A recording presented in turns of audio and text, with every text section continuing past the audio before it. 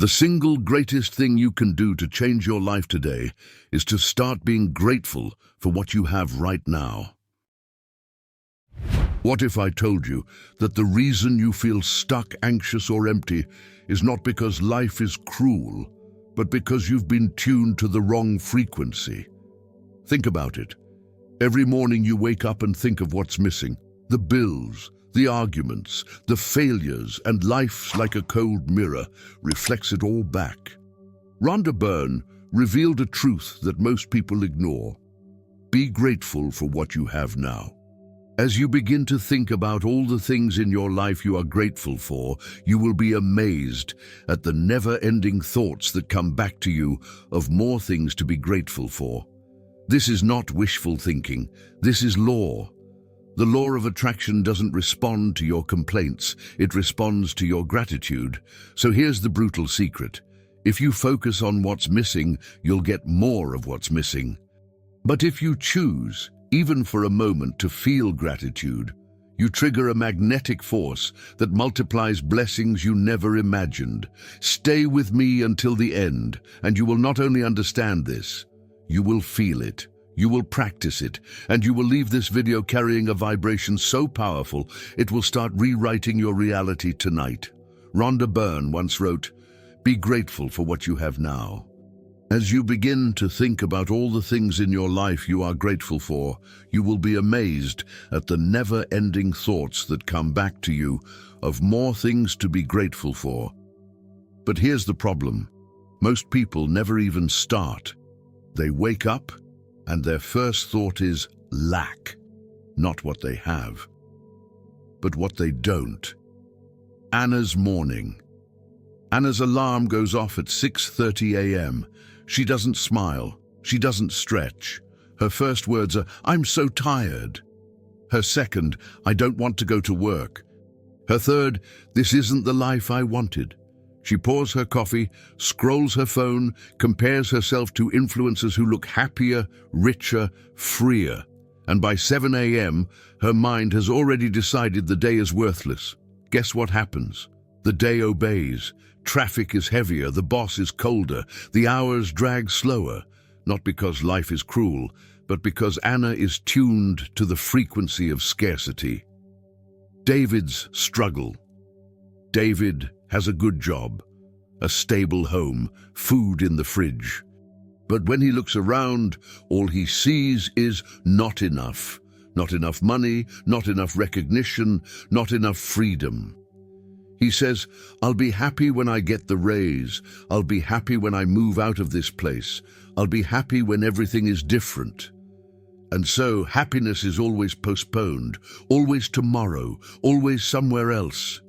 Meanwhile, today rots away in bitterness. The pattern of complaint. Do you see it? This is the invisible trap. The mind focuses on what's missing, complains about what it doesn't have, and then wonders why life keeps giving it more of the same. Anna thinks of exhaustion. She feels exhausted.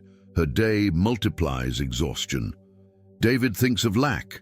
He feels lack. His life reflects lack. It's not magic, it's alignment. What you focus on expands. What you complain about multiplies. Metaphor, the radio station. Your mind is a radio. Every thought is a frequency. Every feeling is a signal. If you tune to scarcity, complaint, envy, bitterness, you can't be surprised when only static and noise fill your day. The universe doesn't judge. It doesn't filter. It simply amplifies the channel you're on. And if your channel is lack, that's what you'll keep hearing. Maria's loneliness. Maria dreams of love. But every day she whispers to herself, "Why am I still alone?" She scrolls through couples on social media, sighs and mutters, "There's no one for me." She doesn't notice the colleague who tries to start a conversation.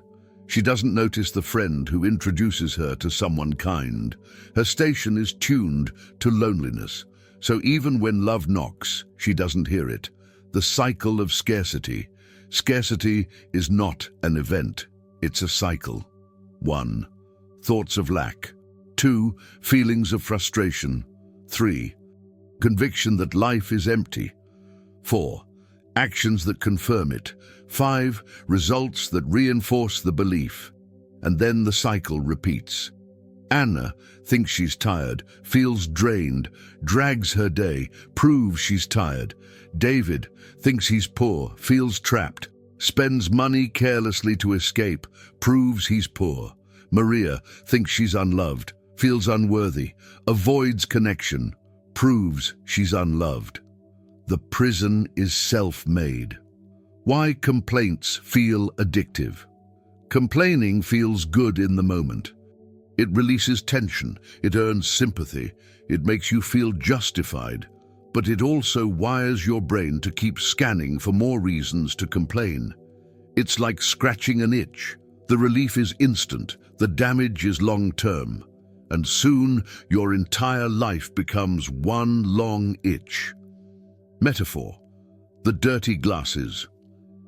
Imagine putting on glasses smeared with dirt and scratches. Everywhere you look, the world seems dark, broken, ugly. You complain about the view, you curse the day. But the problem isn't the world, it's the lens. Scarcity is the dirty lens most people wear. Until you clean it with gratitude, you'll never see clearly. Michael's spiral. Michael wanted to start a business, but instead of thanking himself for the skills he already had, he obsessed over the skills he lacked. Instead of being grateful for the contacts he had, he lamented the ones he didn't. Every day, his journal was filled not with gratitude, but with complaints, and soon his energy collapsed. His dream died, not because it was impossible, but because he kept watering weeds instead of seeds. The audience's mirror. Now pause. Look at yourself. How many mornings have you woken up like Anna? How many times have you postponed happiness like David? How many nights have you sighed like Maria? How many dreams have you killed like Michael? Be honest. You've been wearing the dirty glasses. You've been tuned to the wrong station. And life, honest, brutal, neutral life, has simply mirrored it back. Guided reflection. Close your eyes for a moment. Think of your most common thought when you wake. Is it gratitude or complaint? Think of your most common words when you talk. Are they thank you or why me? Now imagine a year of repeating those thoughts and words. Do you see it? That's the life you're living today. The loop forward. But here's the mystery that changes everything. If focusing on lack multiplies lack, what happens when you flip the channel? What happens when, instead of complaint, you choose gratitude? What happens when, instead of scarcity, you choose abundance? That is the first key Rhonda Byrne handed us, and that is where we go next. The power of gratitude doesn't begin with a mansion, a perfect relationship, or $1 million bank account. It begins with breath, with heartbeat, with the little things that are already here. Anna's shift, remember Anna, the woman who woke up every day saying, "I'm tired, I hate this job. This isn't the life I wanted."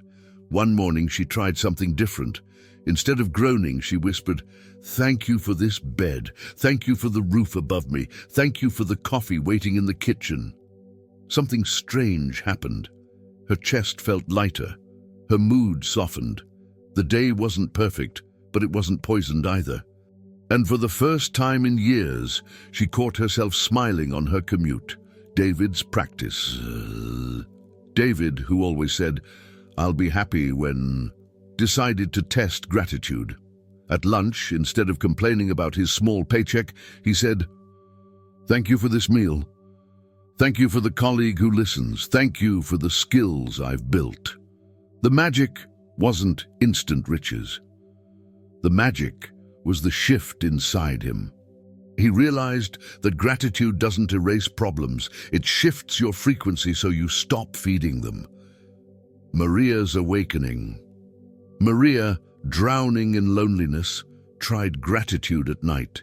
Instead of sighing, "Why am I still alone?" she whispered, "Thank you for my friends, thank you for my health, thank you for my ability to love." And slowly, her heart softened. She stopped walking into rooms with an invisible wall around her. She started smiling, not for others but for herself. And soon, people noticed. Opportunities noticed. Metaphor, lighting the candle. Gratitude is like lighting a single candle in a dark room. At first, the darkness still feels overwhelming, but with that one flame, the shadows retreat. And as you add more candles, more grateful thoughts, the room transforms, not because the darkness disappeared, but because the light grew stronger. Why it works. Why does gratitude matter? Because your mind can't hold gratitude and complaint at the same time. One cancels the other. Gratitude shifts your body chemistry. It lowers stress, raises dopamine, strengthens resilience. Gratitude shifts your perspective. You stop scanning for problems and start scanning for gifts. Gratitude shifts your energy. And according to the law of attraction, energy is what you multiply. It's not mystical, it's alignment. Practical exercise, the gratitude list. Take 1 minute now. Think of 3 things you're grateful for. Don't chase the extraordinary. Choose the simple. Thank you for this breath. Thank you for this moment. Thank you for the chance to change. Now say them again, slower. Feel the words, not just the sound. Notice what happens inside your body. This is the shift. This is the spark. Michael's test. Michael, who once killed his dream by obsessing over lack, tried this too. Each night, he wrote 3 gratitudes before sleep. At first, they felt forced. Thank you for my laptop. Thank you for my home. Thank you for my health. But after a week, he noticed his mornings were calmer, his ideas clearer, and by the 2nd week he had the courage to restart his business plan. Gratitude didn't hand him success on a silver platter, but it gave him the energy and clarity to chase it again. The audience's practice now. It's your turn. Pause this video, close your eyes. Say softly, thank you for this breath. Thank you for this day. Thank you for this chance. Repeat it again, slower, louder. Do you feel the shift? That lightness in your chest, that spark in your mind? That's gratitude, that's alignment, the loop forward. But let me ask you, if gratitude is so powerful, so simple, why doesn't everyone practice it every day? Why does Anna slip back into complaint? Why does David still compare? Why does Maria still sigh? The answer is simple but dangerous. The ego resists. It whispers, gratitude is too small. Gratitude doesn't count. Gratitude is denial. And then that resistance is the bigger enemy. So the question is, how do you overcome the sabotage of your own ego? How do you make gratitude not just a practice, but a way of being? That's the next step, and that's where we go now. You've felt it, haven't you? That spark of gratitude when you whispered thank you, and suddenly the weight lifted. But almost immediately, another voice shows up, the voice that says, this is silly. Gratitude won't pay your bills. Gratitude won't fix your life. Gratitude is just pretending. That voice is the ego, and it hates gratitude because gratitude threatens its power. The ego's job. The ego has one mission, to keep you safe inside the known, even if the known is misery. It feeds on complaint, comparison, scarcity. It thrives when you believe you are a victim. It survives by reminding you of everything you don't have. Gratitude is poison to the ego, because gratitude shifts your focus from lack to abundance. And the ego loses control when you realize you're not empty, you're already full. Anna's sabotage. Remember Anna. She tried gratitude. She whispered thanks for her bed, her roof, her coffee. But a few days later, the ego whispered, this is fake. You're still broke, you're still stuck. And Anna believed it. She stopped her practice. Soon, the old soundtrack returned. I hate this job. I hate this life. Nothing ever changes. Gratitude was the candle.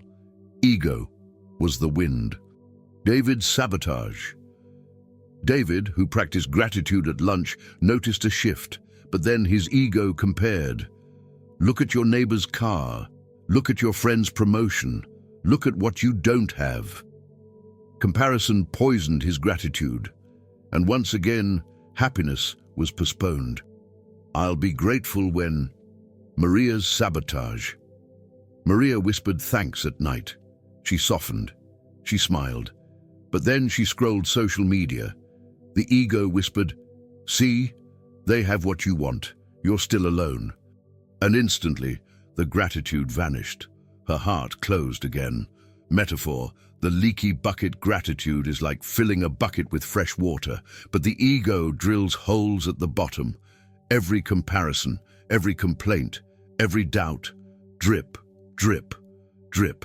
And soon, the bucket feels empty again. Unless you learn to seal the holes, you'll spend your life pouring without keeping. The ego's weapons. The ego uses three main weapons to sabotage gratitude. 1. Minimization. This doesn't count. Saying thank you for coffee won't change your life. 2. Comparison. Others have more. Your gratitude is worthless compared to their success. 3. Doubt. You're lying to yourself. Gratitude is denial. Each weapon sounds logical. Each weapon feels convincing, but each weapon is a trap to drag you back into scarcity. Why gratitude feels hard to keep? Because gratitude requires surrender.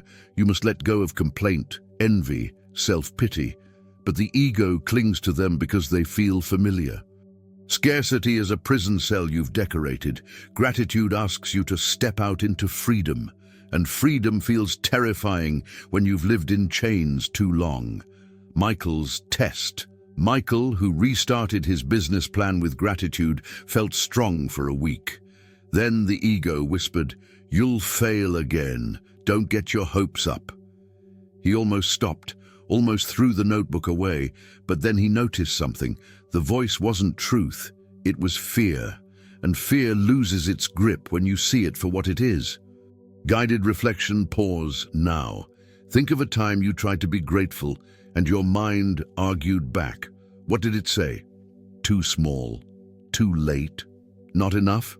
That was the ego, that was the sabotaging voice. Say softly, "I see you, I hear you, but I don't believe you." Feel the power in that, because once you separate the ego's voice from your own, you take your power back. Metaphor, planting the seed. Gratitude is like planting a seed. The ego is the impatient gardener who digs it up every day to check if it's growing, and in doing so, it kills the growth. The secret is persistence. Plant, water, trust. Ignore the ego's impatience. Trust the process. The audience's mirror.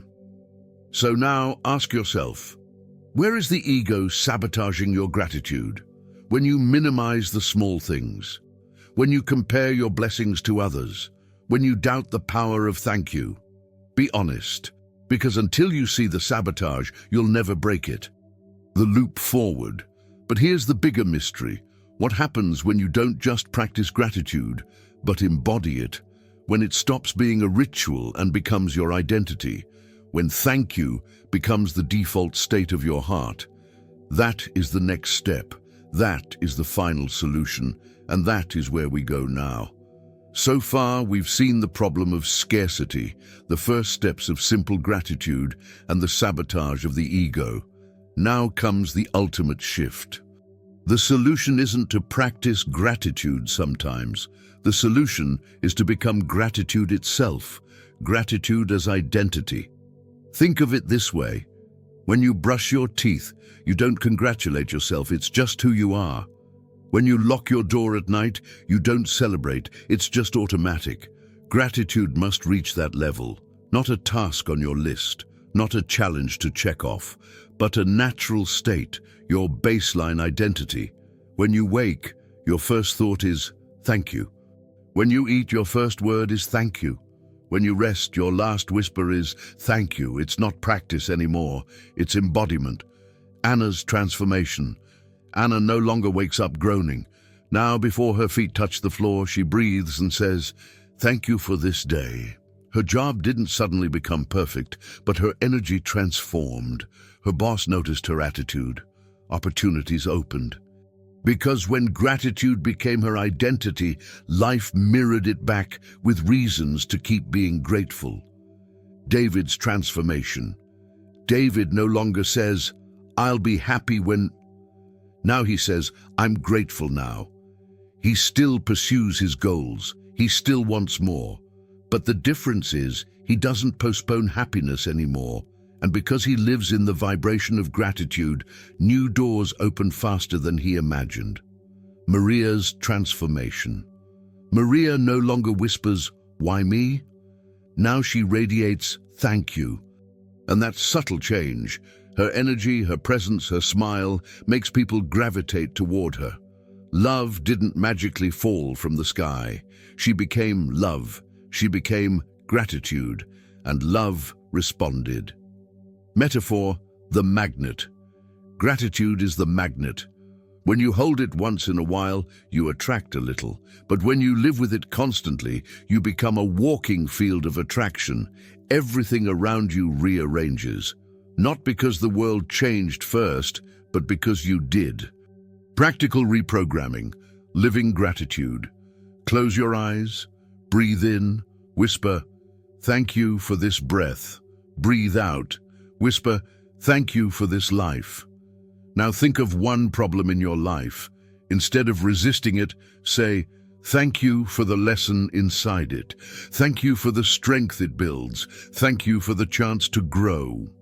Feel the shift. This is living gratitude, not as denial, but as transformation.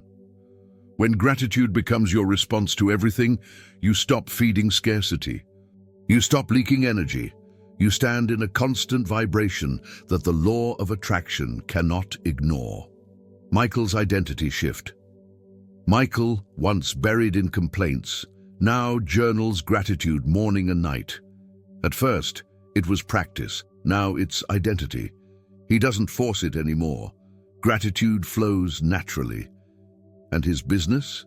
It's alive again. Clients came not just because of strategy, but because his energy shifted. People feel gratitude. They're drawn to it like warmth in winter. The audience's step now. It's your turn. Don't just write 3 gratitudes today. Decide to live them, to breathe them, to embody them. Every complaint, every comparison, every excuse, replace it with one word. Thank you. Say it when it feels real. Say it when it feels fake. Say it until it becomes you. Closing inspiration. Gratitude is not a ritual. It's a revolution. It doesn't ignore reality. It rewrites it. It doesn't deny problems. It transforms them. The moment you become gratitude, life cannot help but return it multiplied. The law of attraction has no choice, because you are no longer tuned to scarcity. You are tuned to abundance. You are abundance. And the world is already rearranging itself to match you. If you are still here, it means gratitude has already started to move inside you, not as an idea, not as a concept, but as a vibration. Now, let's anchor it with conscious actions. When you like this video, don't do it casually. Do it as if you are whispering, "Thank you." Let your finger press the button with the same energy of appreciation. That click becomes an act of alignment, a small proof that gratitude lives in you now. When you subscribe, see it not as adding another channel. See it as opening the door for more reminders, more seeds of gratitude, more voices that pull you toward abundance. Each time you return, you water the garden of your own transformation. And in the comments, write these words 3 times, slowly, deliberately. Thank you, thank you, thank you. Not to me, not to the algorithm, but to life itself, to the breath in your lungs, to the chances waiting in your future. Do it as a ritual. Feel the words expand in your chest, because the more you repeat them, the more your subconscious accepts them. And the more it accepts them, the faster gratitude becomes your identity. So let's end together right now with a final whisper that seals everything you've heard. Thank you, thank you, thank you. Your new reality begins here.